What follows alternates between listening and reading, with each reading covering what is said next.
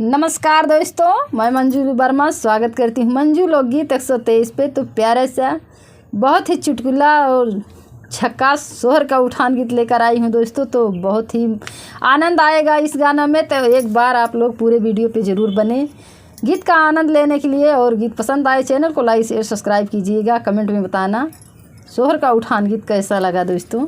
नमस्कार दोस्तों, मैं नीलम लोकगीत 123 से, मेरे चैनल का नाम नीलम लोकगीत 123 है। एक बार ज़रूर सर्च करें दोस्तों।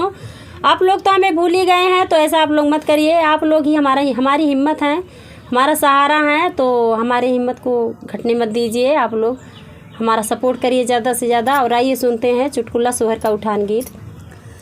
सुनो सुनो सखी ससुर कहलिया, कैसन है मोरे ससुर के लोग। सुनो सुनो सखी ससुर कहलिया, कैसन है मोरे ससुर के लोग। पहली बार जब गईले गवनवा, सासू सोहागिन के धैलो गोड़। पहली बार जब गईलो गवनवा, सासू सोहागिन के धैलो गोड़। सासू सोहागिन मोरियस कैसी से, बहू के पहले बेटा हुए हो। सासू सोहागिन मोरियस कैसी से, बहू के पहले बेटा हुए हो। होई है बेटा हुआ खेलिए अगनवा, दादी बाबा खेलाई है रोज। होई है बेटा हुआ खेलिए अगनवा, दादी बाबा खेलाई है रोज। सुनो सुनो सखी ससुर कहलिया, कैसन है मोरे ससुर के लोग। सुनो सुनो सखी ससुर कहलिया, कैसन है मोरे ससुर के लोग। दूसरी बार जब गईलो गवनवा, जठनी बढ़ई दिन के धैलो गोड़। दूसरी बार जब गईलो गवनवा, जठनी बढ़ई दिन के धैलो गोड़।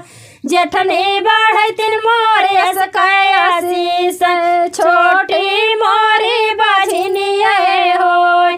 जठनी बढ़ई दिन मोरियस कैसी से, छोटी मोरी बाझिनिए होय। होई है बाझिनिया धन दौलत पैबे, बोलिया बोल रोज भरबे पेट। होई है बाझिनिया धन दौलत पैबे, बोलिया बोल रोज भरबे पेट। सुना सुना सखी ससुर कहलिया, कैसन है मोरे ससुर के लोग। सुना सुना सखी ससुर कहलिया, कैसन है मोरे ससुर के लोग। तीसरी बार जब गईलो गवनवा, छोटकी ननदिया के धैलो गोड़। तीसरी बार जब गईलो गवनवा, छोटकी ननदिया के धैलो गोड़। छोटकी ननदिया मोरियस कैसारा पे, भौजी के 10 5 बिटिए हो। छोटकी ननदिया मोरियस कैसारा पे, भौजी के 7 5 बिटिए हो। होई है बिटिया घर जई है निकारी, भैया के फिर से बियाहवा होय।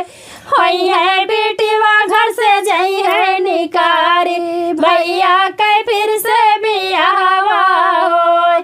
सुना सुना सखी ससुर कहलिया, कैसन है मोरे ससुर के लोग। सुना सुना सखी ससुर कहलिया, कैसन है मोरे ससुर के लोग। धन्यवाद दोस्तों।